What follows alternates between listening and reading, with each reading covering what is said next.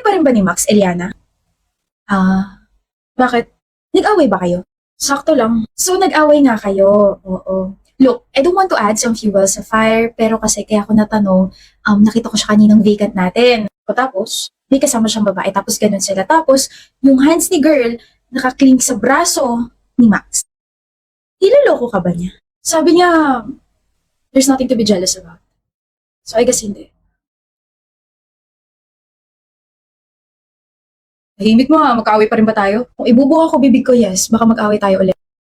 Ano na naman? Ano na naman ginawa ko? Tingin nyo na sa isa't isa, alam ba niya na may girlfriend ka? Alam mo pa ba na may girlfriend ka? Clingy? Nakita kayo na isa sa mga kaibigan ko. Ganun daw kayo. Hindi ako yun. Hindi ikaw yan?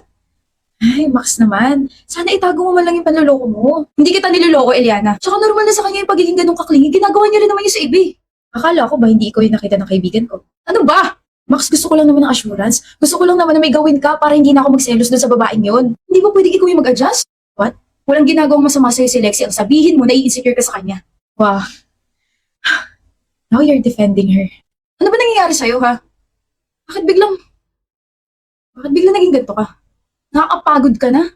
Nakakapagod na yung pagiging praning mo, nakakapagod na yung pagiging selosa mo. Kaya Eliana, maghiwalay na lang tayo. Nagiging toxic na eh. Nagiging toxic ka na. Simple lang naman yung hinihingi ko sa'yo, Max. Hindi mo pa magawa. Nakaka-disappoint. Text mo, Eliana. Text mo na kasama yung pinagselosan mo. Babe. Lexi, una ka na muna. Oh, huwag ka masyado magpakit ha. Baka mamaya kunin ka niya ulit sa akin. Joke. Sige, dun muna ako ha. I remember you telling me that she's just a friend. A blockmate. She understands me, Eliana. Kaya ako hindi. She doesn't have any flaws. Tapos ako meron? Marami? Normal yung pamilya ni Lexi. I hope you're not in hell. Eliana. Normal naman kami ah. Sino siya para sabihin hindi normal yung pamilya ko? Ano karapatan niya para i-compare yung pamilya ko dun sa babaeng yun? Hindi naman kasalanan ni Mama na she's mentally ill. Hindi niya yung kasalanan. Kaya anong karapatan ni Max na insultuhin si Mama ng gano'n? Eliana. Max, kanina pa kita hinihintay. Hinihintay mo ko? Anong ginagawa mo rito sa tapat ng classroom namin? I know, para akong baliw sa sasabihin ko pero take me back. What? I'm so sorry for everything, Eliana. Hindi dapat ako nakipaghiwalay sa'yo. Hindi ko dapat ginawa yun, hindi dapat kita sinaktan. Ha? Niloko ko ni Lexi. Niloko ka? Bakit ka niloko? Wait, niloko ka kaya ka babalik sa akin. I'm sorry. Si Lexi became my karma. Niloko niya ako and pinamukha niya sa akin na hindi dapat kita iniwan, hindi dapat kita pinagpalit for her, which made me realize that I still love you and I still miss you. Mahal mo pa ako? Talaga? Ito, flowers, babe. Sabi ko na mahal mo pa ako. Sabi ko na babalik ka sa akin. Mahal na mahal. You did the right choice, Max. Hinintay kita like 1 taon na. Thank you ah. You're welcome. Thank you kasi sa'yo na napunta yung kabaliwan na meron ako. Mahal? Miss? Baka gusto mo isampal ko sa'yo itong bulaklak na bigay mo. Bobo na lang yung babalik sa'yo, Max. At hindi ako bobo. Try. Sorry kung medyo na-late ako. Kakatapos lang ng klase ko eh. Okay lang, kakatapos lang din ng klase namin. Anong? Bigyan mo na lang ng peace of mind si Eliana. May bago ka na agad? Pinagpalit mo na ako? Naka-move on ka na agad? Naririnig mo ba yung sinasabi mo, Max? Gusto mo bang ipaalala ko sa'yo kung ano yung mga sinabi at ginawa mo sa akin before? Gusto mo bang ipaalala ko sa'yo kung ano yung mga sinabi mo kay Mama? That was my breaking point. Normal kaming pamilya. Ang hindi normal dito, yung utak mong simot na. Kalokohan. Tigilan mo na ako, okay? Masaya na ako eh. Yung cardigan. Nasa akin pa yung bigay mong cardigan. Share mo lang. Don't worry, hindi ko naman babawiin sa'yo yun. Ang dumi-dumi na nun eh. Okay ka lang ba, mahal? Hinawakan ka ba niya? Nadumihan ka ba? Okay lang ako pero kailangan ko yata mag-alcohol. May nahawakan kasi akong bagay na galing dito sa basurang to eh. Tara na. Sana karmahin ka palalo. Hi, Ariza. Gawin mo yung assignment ko sa history. Sandali lang, Carmi, may gagawin kasi ako. Mas importante ko ba yun kasi sa grades ko? You promised me na babawi ka sa akin. Remember? Tinulak mo ako last week. Hindi ko sinasadya yun. Sinabunutan mo kasi ako. Nasaktan pa rin ako. Nagkabukol pa rin ako. Now do my assignment or else ipapahiya kita. Kunin din palang dami pang arte. Carmi naman, huwag kang ganyan kay Ariza. Oh, ang sweet talaga. Nandito na yung savior mo, Ariza. You're so lucky na meron kang science sa buhay kasi kung wala, baka pinaglalamayan na kita. Joke! Sorry kung ginaganon kang Carmi. She's just jealous and insecure. Ayos lang, Sayan. Ginagawa ka naman yung turo mo sa akin. Pasok sa kanang tenga, labas sa kaliwang tenga. Hindi na ako nagagawa ng assignment niya.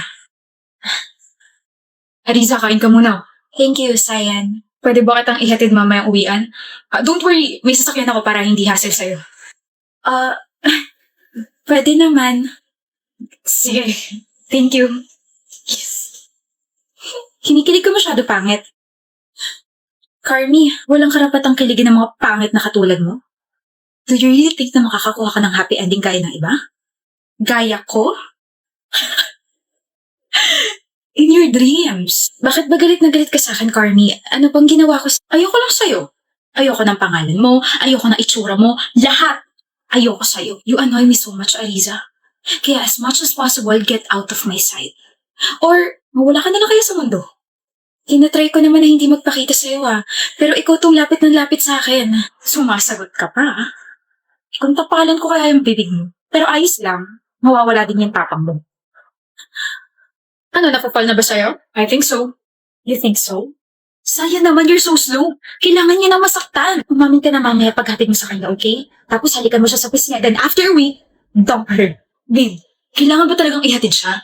Diring-diring na ako sa kanya Naiisip ko palang nakahalikan ko siya mamaya sa pisngi. Oh, feeling ko ina-allergy na ako. Just do it. Pagtiisa mo na lang siya tapos mag-alcohol ka na lang. Basta ang goal natin is to play with her feelings.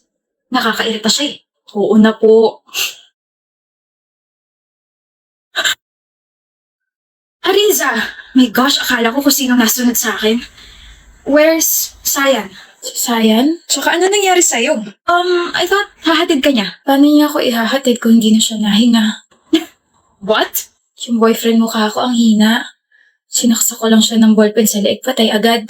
Nandun siya sa sasakyan niya. Hinihintay tayong dalawa. Don't worry, magaling ako mag-drive.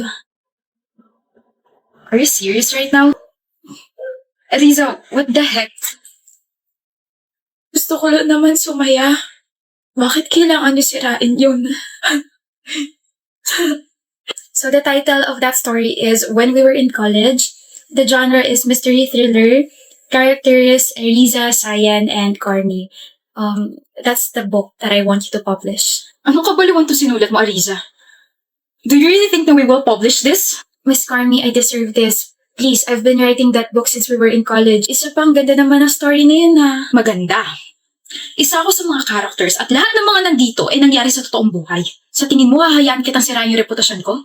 Sige nga, ano maganda rito? Si Ariza na nasa libro, namatay siya doon, pero nabuhay ka naman sa pagkakapalo ko sa ulo mo dati Kaya lahat na nandyan sa libro ko, hindi nangyari sa totoong buhay.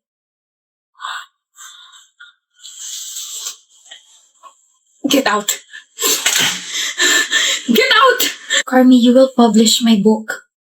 Ayaw mo namang matulad kay Sayan 5 years ago, diba? Si Sayan?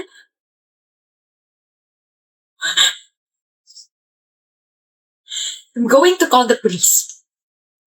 Makukulong ka. I understand. Yeah, call them. Tandaan mo lang na yung ginamit kong ballpen sa kanya, kay Sayan, may fingerprint mo yun. Bakit nyo kasi ginawa sa akin yun, Carmi? Bakit niyo ako pinaglaruan? E di sana wala tayo sa ganitong sitwasyon, diba? Sana makarinig na ako ng good news after 1 week, okay? Ipapublish mo ang libro ko.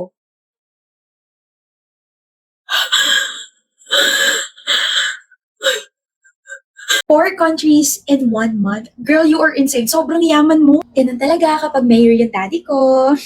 Just kidding. E di nag-business class ka na naman. Of course. Pero nagkaroon ng problema nung una, nakaka-stress. My dad's assistant was so stupid. I think she was trying to sabotage me. She put me in the economy class. Economy. Can you even imagine that? I mean, I'm not sitting in the economy like a regular person. Duh. Pero di ba may private jet kayo? Bakit hindi na lang yun yung ginamit nyo? Private jet? Oh. Daddy, please, let me use our private jet. Denise, hindi nga pwede. Mainit mga mata sa akin ng mga kasamahan ko. Parang natunugan na kasi nila na I didn't even distribute the donations that I got from them ng bagyo. Sa mata nila, binulsa ko lahat ng mga yun. Which is true. Kinwento mo kaya sa amin ni Mommy yun. Tapos diba, Daddy, I got a quarter of that donation. At hindi nila pwedeng malaman yun. You know what? Maglaylo ka muna sa mga travels or sa pag-shopping mo. Stay away from social media as well dahil maraming sumasabit na politicians dahil sa mga stubborn children nila. Kainis naman. But don't worry. Ita-divert ko yung attention nila by visiting the orphanage. Kailangan ko muna magpakitang tao. Makinig ka muna sa akin ngayon, Denise. Dad! End of discussion. The private jet was not available kasi parang may naayos yata. But anyway, I was so much sa assistant talaga. Parang gusto niya akong pahirapan. Just be grateful na nakakapag-travel ka. Also, upgrades are limited. Baka she put you in the economy class kasi naubusan na. Stupid pa rin siya. And Jamie, for the love of someone, this is my grateful face, okay? So manahimik ka na lang if you don't have anything nice to say. You're always trying to be a bad friend, right, Kara? I'm not trying to be a bad friend. I'm just saying na hindi lahat ng tao nakakapag-travel. Also, your dad's assistant was just doing her job. Oh, please, Jamie, don't preach to me. Hindi ko fault na my life is better. That's just how the world works. Some are born to suffer. Some are born, well, like me. Yeah, born with the taxpayers' money. Ano sabi mo? My dad works hard for the city. Works hard, wala nga natatapos ng projects under his leadership. Be for real, Denise.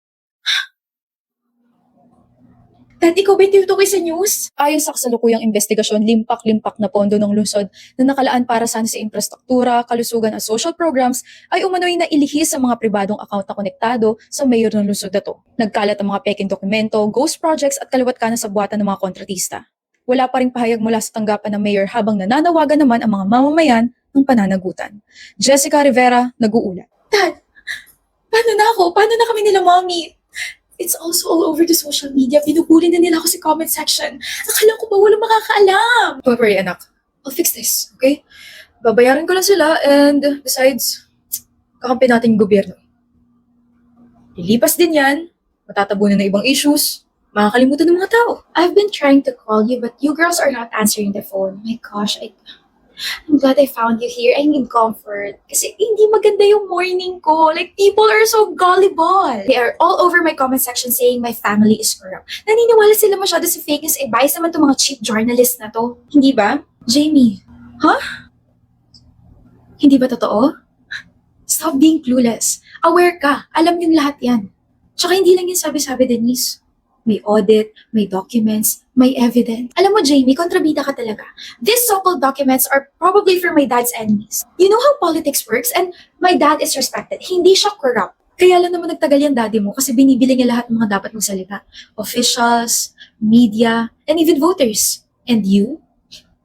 Isa kang poster child ng nakaw na yaman. Yung mga relief goods at mga donations na para sa mga nasalanta, ayun. Napunta dyan sa closet nyo as designer bags, designer shoes, and designer clothes. Yung kasadang dapat tapos na, ayun, binabahanan naman, sira na naman kasi bulok yung materials na ginamit eh. You think you're better than me? Oo, kasi hindi naman kami kumakain ng isang pagkain na galing sa nakaw. Hindi kami natutulog sa isang kama na binili gamit yung perang dapat pambayad sa ospital. Hindi kami bumabiyahe or nagta-travel gamit ang isang private jet na galing sa buwis ng isang taong naglalakad araw-araw dahil walang maayos na public transportation. Jamie, you're so cruel. Alam mo, Denise, kung iniisip mo na luxury defines you, wake up. You're not powerful. You're pitiful. You only shine just because your family steals the electricity. Kapag bumagsak na yung pamilya mong corrupt, especially your dad, you'll be left with nothing but the shame of his name. Piece of advice, Kara. Pwede ka pang magbago. Pwede pang magbago isip mo. Don't let her buy you. Kara?